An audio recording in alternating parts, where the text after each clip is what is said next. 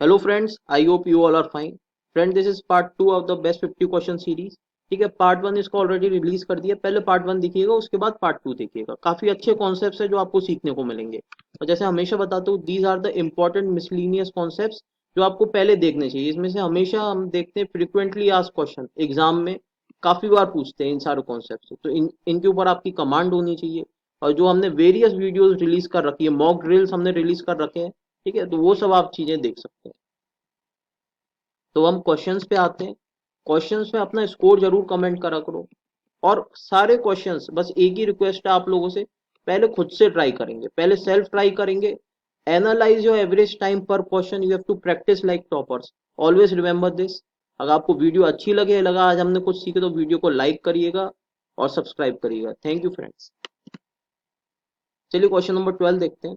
A metallic sphere of radius 42 centimetre is melted and cast into n boxes of dimension this, what is the value of n? यानी number of boxes पूछ रहा है। तो number of boxes क्या होता है? Total volume, समझ पा रहे हो, upon volume of one box. Volume of one box, right. Total volume यानी मेटेलिक स्फीयर, स्फीयर का वॉल्यूम कितना होता है? 4/3 पाई आर क्यूब।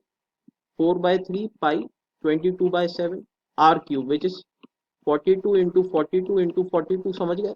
अपॉन में क्या होगा भाई?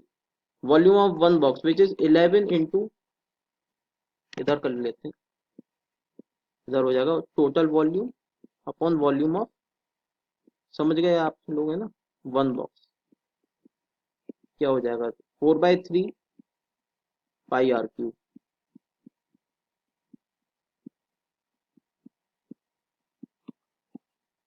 Upon volume of one box which is 11 into 14 into 6, right. 14 से गया आपका 3 टाइम्स, 3 से 3 कैंसिल, राइट। 6 से गया आपका 7 टाइम्स, 7 से 7 कैंसिल, एंड 11 से गया आपका 2 टाइम्स, यानी कितना हो गया? 8 इंटू 42, कितना हो जाएगा? 1633, 336, विच is option D, Delhi is the correct answer. बताइए, क्लियर है? इसमें कॉन्सेप्ट क्या था? वॉल्यूम ऑफ स्फीयर सबको याद होना चाहिए, है ना, which is 4/3 pi r cube. और मैं आपको इधर रिवाइज करा देता हूँ सारे। अब मैं आपसे पूछता हूँ वॉल्यूम ऑफ सिलेंडर क्या होगा, काफी बार पूछते हैं, हमेशा याद रखना, पाई आर स्क्वायर एच। मैं पूछूंगा volume of cone. Volume of cone क्या होता है? इससे पहले 1/3 लगा दो, जो वॉल्यूम ऑफ सिलेंडर है, क्या हो जाएगा? 1/3 पाई आर स्क्वायर एच, ये हो गया वॉल्यूम ऑफ कोन। और लास्ट, वॉल्यूम ऑफ हेमिस्फीयर कितना होता है? वॉल्यूम ऑफ हेमिस्फीयर, वही जो स्फीयर है इसका हाफ कर दो, हेमिस्फीयर हो गया, which is 2/3 pi r cube. बताओ। सारे वॉल्यूम्स के फॉर्मूले याद कर लेना। इसी तरीके से सबके कर्व सरफेस एरिया और टोटल सरफेस एरिया, वो आप खुद करिएगा और कमेंट करिएगा उनके फॉर्मूले। चलिए नेक्स्ट क्वेश्चन देखते हैं। ठीक है, तो इसकी मैं आपको ट्रिक बताऊंगा, है ना। तो आप पहले क्वेश्चन को खुद से देखो, आप देखो आपको कितना टाइम लग रहा है। चलिए स्टार्ट करते हैं इस क्वेश्चन को। Two products are sold at the same price, that means SP1 equals to SP2। बताइए, समझ गए? ठीक है।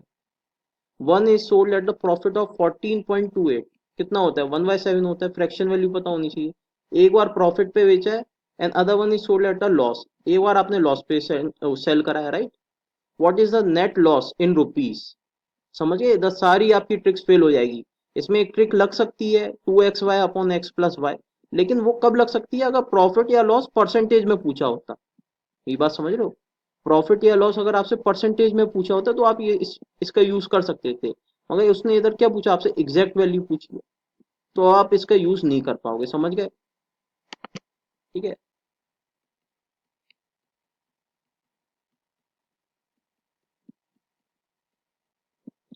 ठीक है ना, नेक्स्ट देखते हैं। अब पूछा गया, what is the net loss in rupees on both the products if the selling price of one is this?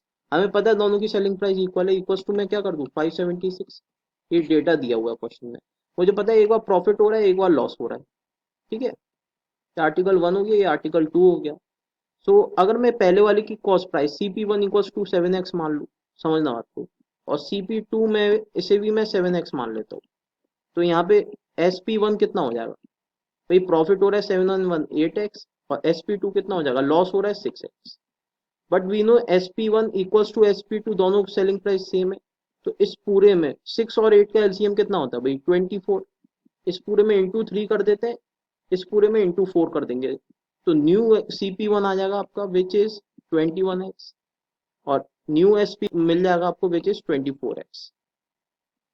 ये बात हो गई फर्स्ट प्रोडक्ट के लिए। सेकंड प्रोडक्ट के लिए बात करते हैं।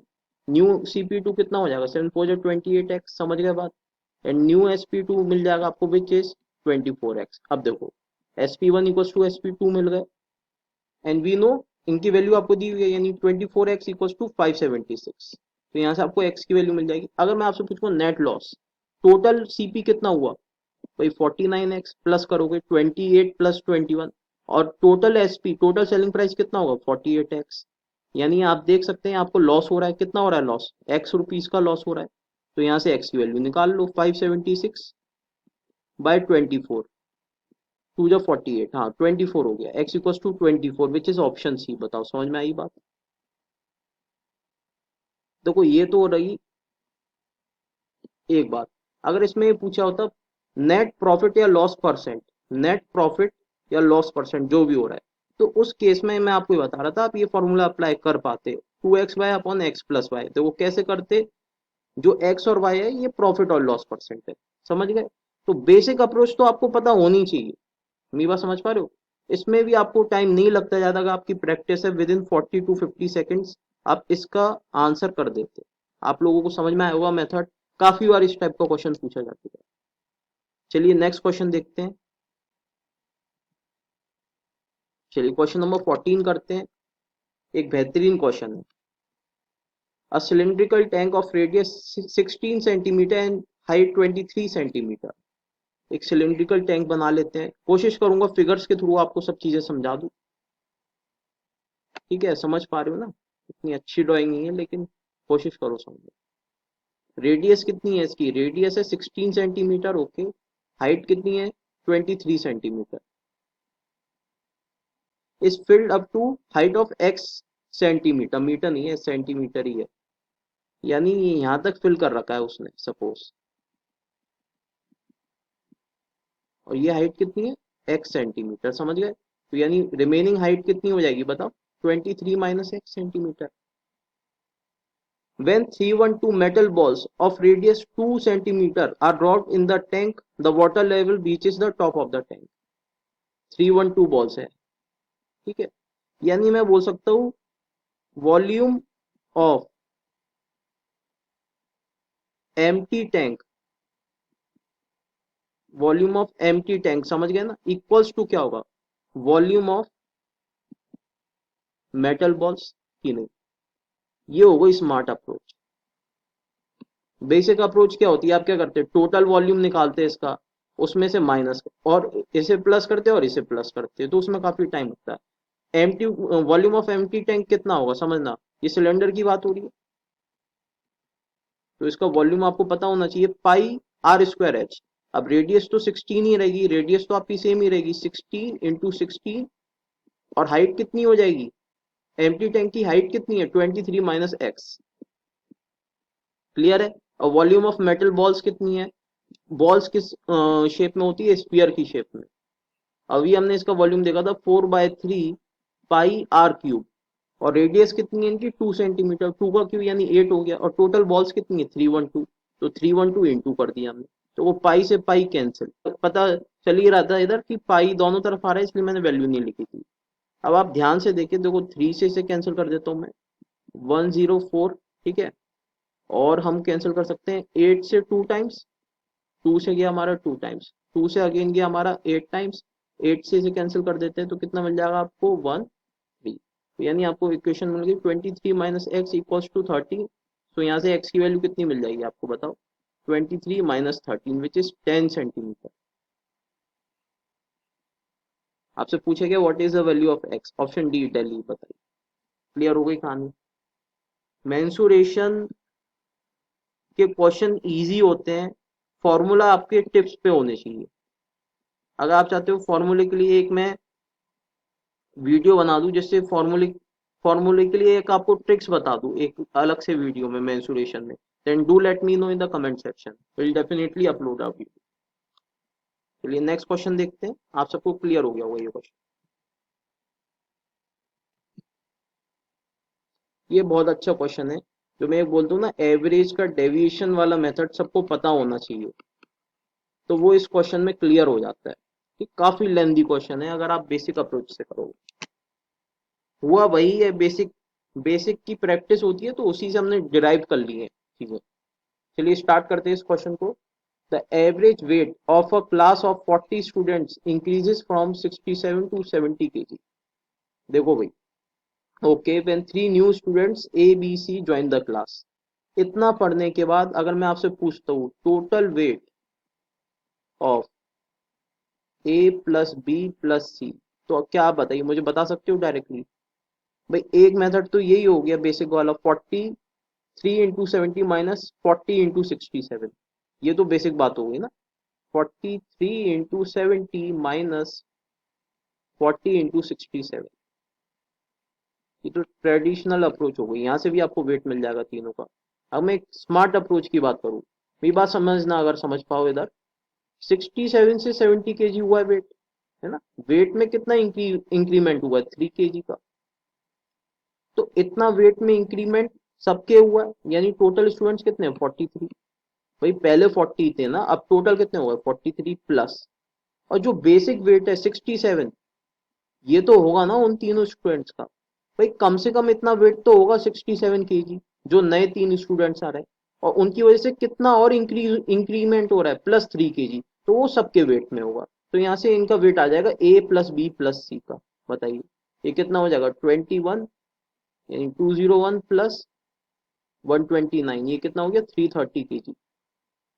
This is the total weight of A plus B plus C. Is it clear? आप वहां से कैलकुलेट करेंगे तो वहां से भी आपको इतना ही मिलेगा।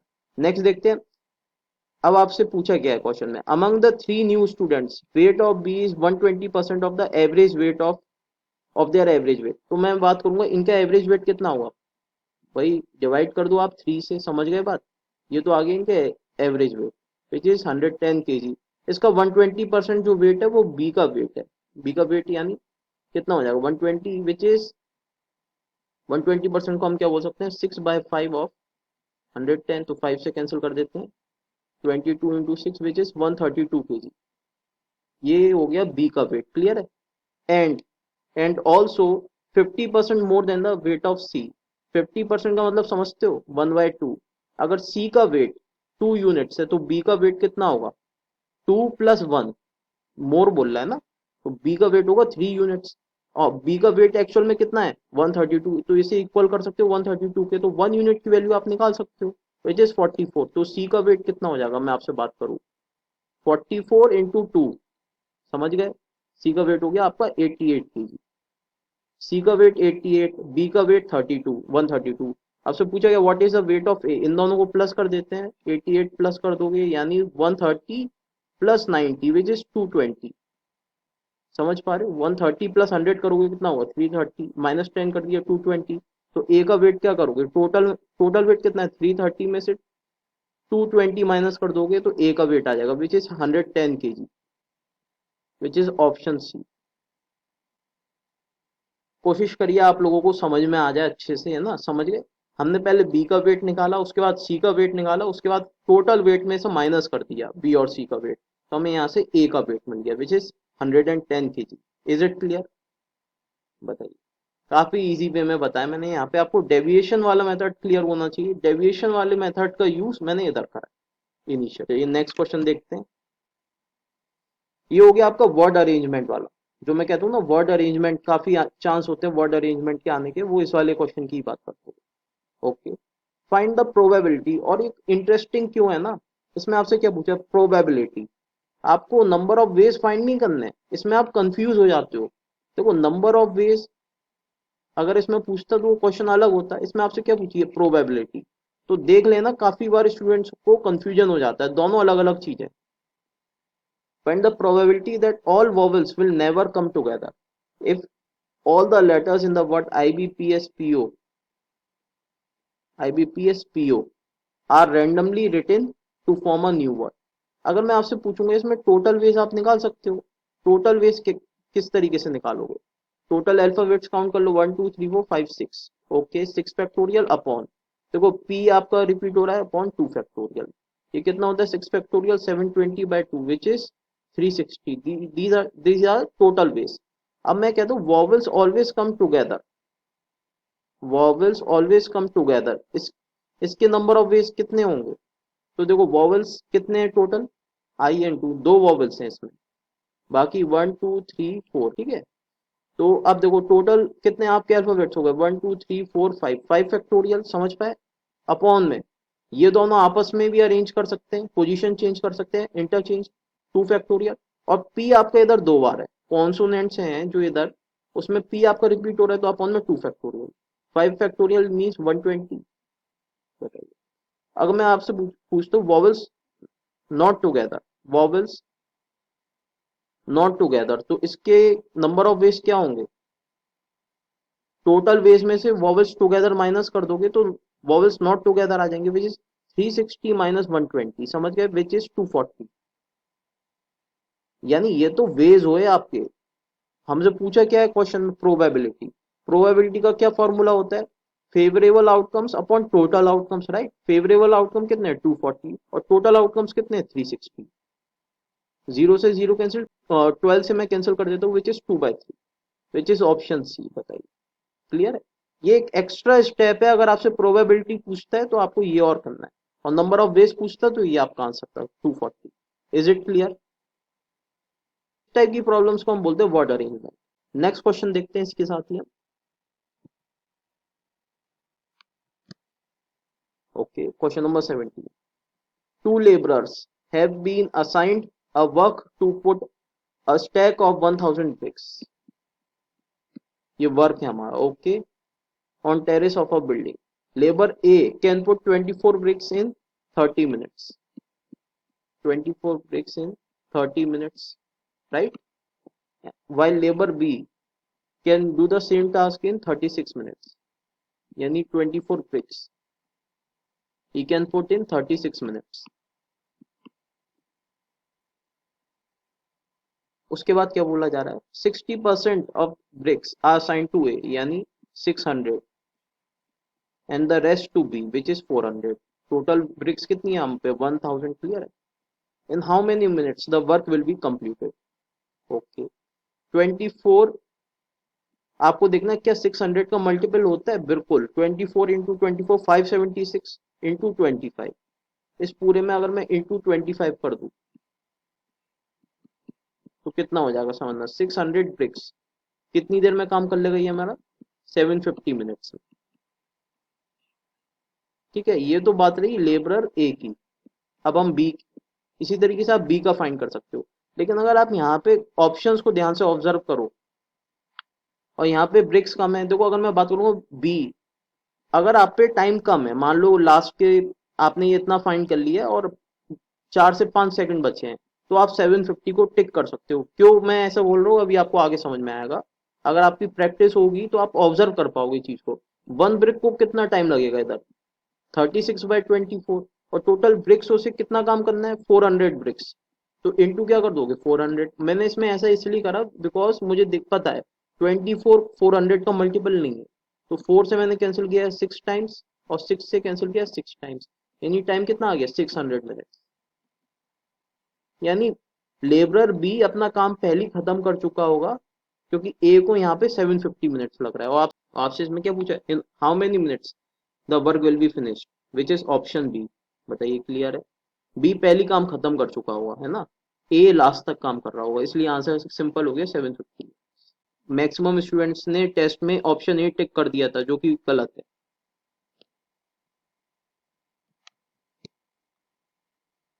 अ सर्टेन, चलिए इस क्वेश्चन को देखते हैं, सिंपल इंटरेस्ट कंपाउंड इंटरेस्ट है। A certain principal increases by 12.5% after 2 years at a certain rate of simple interest per annum, ठीक है। 12.5% का मतलब समझते हो कितना होता है, 1/8, ठीक है, आफ्टर 2 years। यानी प्रिंसिपल अगर 100 रुपीज था तो अमाउंट आपको कितना मिलता है, 112.5, यानी इंक्रीमेंट कितना हुआ, 12.5, और टाइम कितना है इधर, 2 years। समझ पाए बात को? यानी 1 year में कितना इंक्रीज होगा बताओ, 1 year में इसका आधा इंक्रीज होगा, विच इज 6.25। 12.50 का आधा करोगे 6.25, तो ये हमारी क्या होगी, रेट ऑफ इंटरेस्ट हो गई कि नहीं। अब मैं पूछूं, भाई ये तो आपकी इंटरेस्ट हुई ना, इंटरेस्ट कितनी हुई आपकी 12.50, एक साल में कितना इंक्रीज होता है 6.5 6.25, ये आपकी इंटरेस्ट हुई, क्योंकि मैं इधर कंपेयर कर रहा हूँ 100 से, तो आपकी सिंपल रेट ऑफ इंटरेस्ट हो गई, इसकी जरूरत नहीं थी। रेट ऑफ इंटरेस्ट इस तरीके से भी निकाल सकते हो। अब आपसे पूछा क्या है, find the interest if 3400 rupees is deposited at twice of the rate, twice यानी ये जो रेट है इसका twice, which is again 12.5% of the rate for 3 years। एक तो सिंपल अप्रोच है, इंटू 12.5 इंटू 3/100, ठीक है, इस तरीके से मत करना, सिंपल आपको पता है 12.5, अब ये काम में आएगी बात, ये जो 12.5 की फ्रैक्शन वैल्यू होती है कितनी होती है 1/8, आपको सिंपली ये देखना है 1/8 कितना होगा 3400 का, विच इज ओके 425 ये हुई एक साल की इंटरेस्ट, मैंने क्या निकाली यहाँ पे 1 year इंटरेस्ट, समझ गए बात। हमसे पूछा क्या 3 year इंटरेस्ट, तो इंटू 3 कर दो, 400 इंटू 3 कितना होगा 1275, 1275 is your answer, which is option B, समझ गए।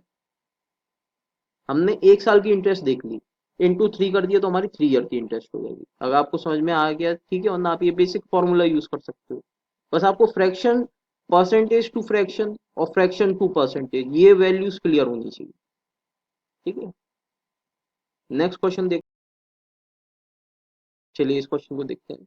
अ train running at 79.2 kilometre per hour, speed कितनी है भाई 79.2 kilometre per hour, crosses a 140 metre long platform in 16 seconds, change कर लेते हैं अभी हम 5/18, okay. In how many seconds it will cross a platform 20% longer than its initial platform if the train is running at the same speed, तो इसे change करो सबसे पहले, 4 कितना हो जाएगा 5 4 20 22 मीटर पर सेकेंड। अगर मैं आपसे पूछूं ट्रेन की लेंथ कितनी होगी, डिस्टेंस की बात कर रहा हूँ, speed into time into speed, time कितना है भाई 16 सेकेंड्स। अच्छा प्लेटफॉर्म को क्रॉस करिए तो डिस्टेंस इधर कितना होगा, ट्रेन की लेंथ प्लस प्लेटफॉर्म की लेंथ, यही तो होगा इधर डिस्टेंस, ठीक है, और प्लेटफॉर्म की लेंथ आपको दी हुई है विच इज 140, तो इधर क्या हो जाएगा प्लस 140 इक्वल्स टू 16 2 30 352, यहाँ से ट्रेन की लेंथ आ जाएगी सिंपली 212 मीटर्स। अब आपसे पूछा क्या, इन how many seconds it will cross a platform 20% longer then the initial platform, initial platform कितना था 140, सो न्यू प्लेटफॉर्म की लेंथ कितनी होगी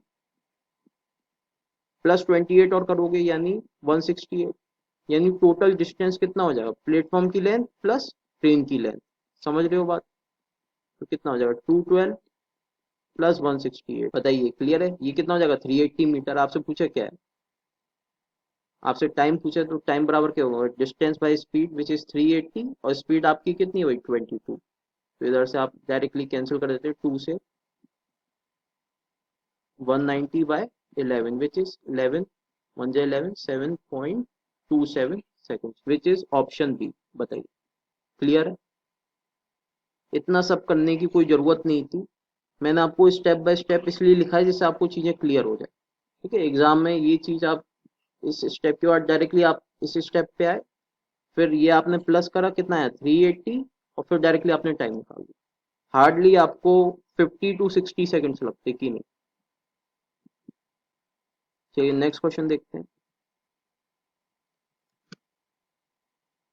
the ratio of milk to water in container is this, milk और वाटर का ratio कितना है भाई P/P+3, okay, in container A, and B में कितना है भाई मिल्क और वाटर का ratio P+2/P+1, volume of mixtures in both the containers are equal, volume कितना हो जाएगा टोटल, ये टोटल वॉल्यूम अगर मैं इसे देखो रेशियो में दिया हुआ है तो इसे आपको किसी के टर्म्स में मानना पड़ेगा, मान लेते हैं एक्स के टर्म्स में, इधर मान लेते हैं वाई के टर्म्स में, राइट, तो टोटल कितना हो जाएगा भाई 2P+3x, प्लस करना है सिंपल, इसे प्लस करोगे तो कितना आएगा 2P+1+2 विच इज 3y, तो यहाँ से आपको x और y में रिलेशन मिल गया, x इक्वल्स टू y, मैंने ये ऑब्जर्व करा, मुझसे अब पूछा क्या गया if they are mix together completely then ratio of milk to water, तो मिल्क अगर आपको मैं आपसे पूछूंगा इधर कितना होगा P+2P+ देखो भाई 2P+2, यही तो करोगे आपने क्या करा Px + Py + 2y, मुझे पता है एक्स और वाई इक्वल है, इसलिए मैंने क्या करा, इस पूरे को मैंने एक्स के टर्म्स में मान लिया। तो यहाँ पे कितना मिल जाएगा आपको, 2p plus 2x common upon water कितना है भाई, प्लस करो p, यानी 2p प्लस 4y। क्लियर है, यानी x के टर्म्स में मान लो x और x इक्वल है, x और y तो इक्वल है ना, यहाँ से कैंसिल आउट हो जाएंगे। इक्वल्स टू क्या हो जाएगा, 3/4। क्रॉस मल्टीप्लाई करोगे तो यहाँ से आपको p की वैल्यू मिल जाएगी कि नहीं, 2 कॉमन है इधर, तो इधर से मैंने 2 कैंसिल कर दिया, यानी क्रॉस मल्टीप्लाई करोगे कितना होगा, 4p equals to 3p plus 6, 1 है, ओके, 4 प्लस 4p है, 4 plus 4p equals to 3p plus 6। तो यहाँ से आपको क्या मिलेगा, 4p minus 3p, p equals to 6 minus 4 which is 2। ये आपका आंसर है। ये तो पूछा what is the value of 2, simple है। आपने क्वेश्चन क्या करते हो ना, क्वेश्चन देख के ही आप स्किप कर देते हो, अरे मिक्शन एलिगेशन का है, तो भाई मिक्शन एलिगेशन के मैंने डीआई बना रखे हैं, ये इसका डे 4 है। आप डे 1 से देखोगे ना कंप्लीट सीरीज, आपको काफी कॉन्सेप्ट्स हैं जो सीखने को मिलेंगे कि नहीं। चलिए नेक्स्ट क्वेश्चन जो है, इसके साथ ही नेक्स्ट क्वेश्चन में आपको होमवर्क देता हूँ, इसका आंसर कमेंट करो। ठीक है, अपना स्कोर जरूर कमेंट करना और इसका आंसर कमेंट करना है, दो चीज आपको कमेंट करनी है। और अपना स्कोर जरूर कमेंट करिएगा और वीडियो को पूरा देखना। और आज आपको लगे हमने कुछ सीखा, देन वीडियो को लाइक करो, शेयर करो, सब्सक्राइब करो। और इस तरीके के क्वेश्चन अगर आप प्रैक्टिस करना चाहते हो रेगुलर बेसिस पे, तो आप टेस्ट जोन के मॉक्स को आप विजिट करो। ठीक है, बहुत ही बेहतरीन फीचर्स है स्मार्ट एनालिटिक्स। ठीक है, आप अपने आप को एनालाइज कर सकते हो, इम्प्रूव कर सकते हो फॉर एसबीआई टीओ। चलिए, keep practicing, have a wonderful day. और आज के लिए इतना रखते हैं, गॉड ब्लेस यू।